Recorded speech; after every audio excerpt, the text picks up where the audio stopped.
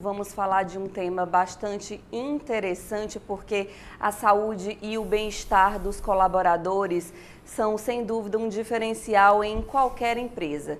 E é pensando nisso que cada vez mais tem se buscado investir na ergonomia como uma maneira de promover um ambiente mais saudável e com condições apropriadas para o trabalho. O resultado disso tem sido visto no aumento da produtividade e também em melhores resultados da empresa. A gente vai saber mais sobre esse assunto na matéria do Daniel Santos. Acompanhe. As condições de trabalho precisam evitar ou mesmo amenizar muitos riscos no ambiente dos colaboradores para garantir mais conforto na execução das atividades. Isso evita doenças laborais e garante a manutenção da produtividade. A ciência que trabalha isso é a ergonomia, que evidencia a relação das pessoas com as máquinas, equipamentos e condições de trabalho. É importante a gente ter um ambiente que a gente consiga conciliar fator posto de trabalho com o fator humano, né? Então, quando nós temos uma estrutura óssea de um colaborador, obviamente que nenhum é igual ao outro, né? A gente tem que ajustar o ambiente de acordo com o trabalhador, não o trabalhador se ajustar ao ambiente. Então, é importante que tenha, por exemplo, como ajuste de cadeiras, altura de mesa, que seja de acordo com a estrutura do colaborador, que tenha mouses ergonômicos, que tenha mousepad ergonômico para facilitar o conforto, né, e o impacto de lesões por esforço repetitivas, né, nos movimentos, né, de uso com mouse, com as mãos, dedos. Então, esse ajuste do ambiente de trabalho é importante para que isso não cause lesões nem doenças por esforço repetitivo, que é o que mais acontece, né, em funções administrativas, em funções que você requer bastante tempo naquela posição ou naquele movimento. As condições inadequadas no ambiente de trabalho ou mesmo deficientes elevam riscos e se trata de um importante investimento no ambiente, tido por muitos como oneroso. Contudo, é essencial para a produtividade eficiente e prevenção de doenças. A doença relacionada às lesões repetitivas, né, já está dizendo, lesão repetitiva. Com o tempo, você vai se colocando naquela posição por muito tempo, muitas horas, repetições, e isso vai gerando doenças. E geralmente essas doenças elas aparecem são gradativamente, né? Com o tempo é que elas vão aparecer. Aí o colaborador começa a sentir uma dor, começa a sentir um incômodo, e às vezes não consegue identificar o que é. E às vezes é um movimento, às vezes é a posição que ele está no ambiente de trabalho por muito tempo e acaba lesionando, e só com o tempo é que consegue identificar.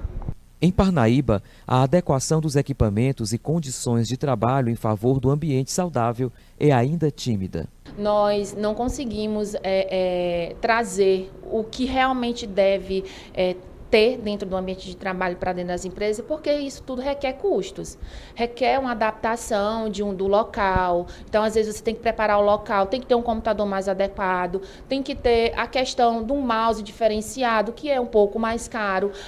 Cadeiras é um grande problema, porque cadeiras elas precisam ser ajustáveis e, geralmente, as cadeiras elas são caras. Então, a gente encontra muita empresa que fornece um banquinho de madeira e o trabalhador precisa trabalhar horas naquele posto de trabalho, e isso é difícil a gente tentar e fazer com que as empresas entendam que o posto de trabalho ele também adoece, né?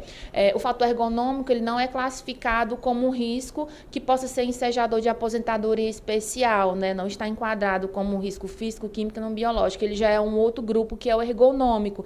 E para isso existe uma avaliação que é chamada EAT, que é a avaliação ergonômica do trabalho.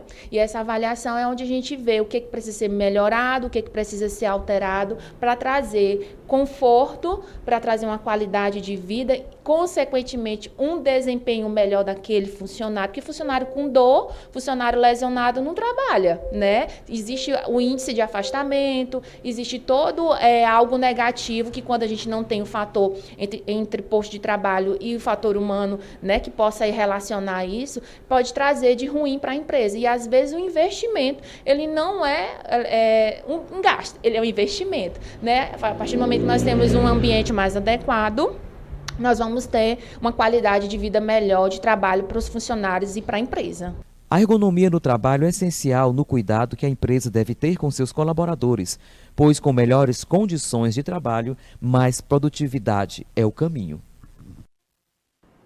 Daniel, bem interessante essas observações aí que você trouxe na matéria junto aí a Roseane, que foi a sua entrevistada, porque, de fato, muitas das vezes, até a gente mesmo aqui na rotina da redação, sente uma dor no ombro, às vezes uma dor no pescoço, dor de cabeça, acha que o motivo é outro, quando na realidade trata-se apenas de uma adequação de postura.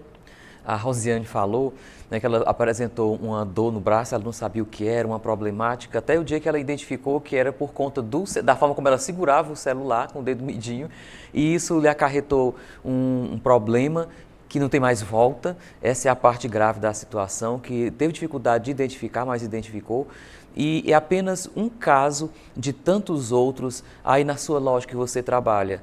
Tem uma cadeira interessante, confortável para você ou é só um banquinho? Como você que é empresário, como é que você observa isso?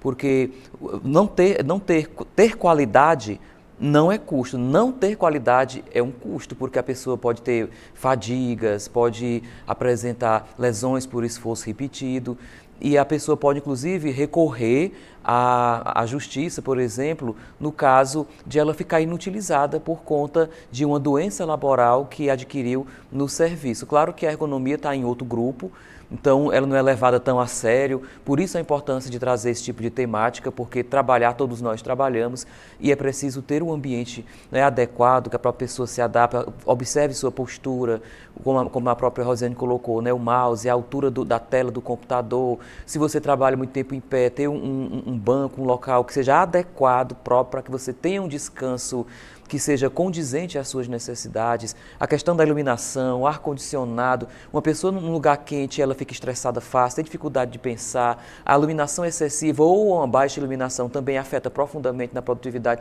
Enfim, as condições de trabalho, quando elas são deficientes, desmotivam a pessoa. Porque um fator motivacional, Viviana, é o exercício da função, que é onde a pessoa se realiza, é onde ela mostra as suas habilidades. Mas um fator desmotivacional é da condição de trabalho, muitas das vezes, que não atende às necessidades que a pessoa precisa para desenvolver muito bem aquilo que está acordado quando você assinou o contrato para atuar na empresa. Mais uma vez friso, não é uma despesa, é um investimento importante, porque a pessoa estando bem, bons resultados também vai trazer para a organização, e a partir de hoje eu acho que era bom a gente começar a pensar mais sobre isso.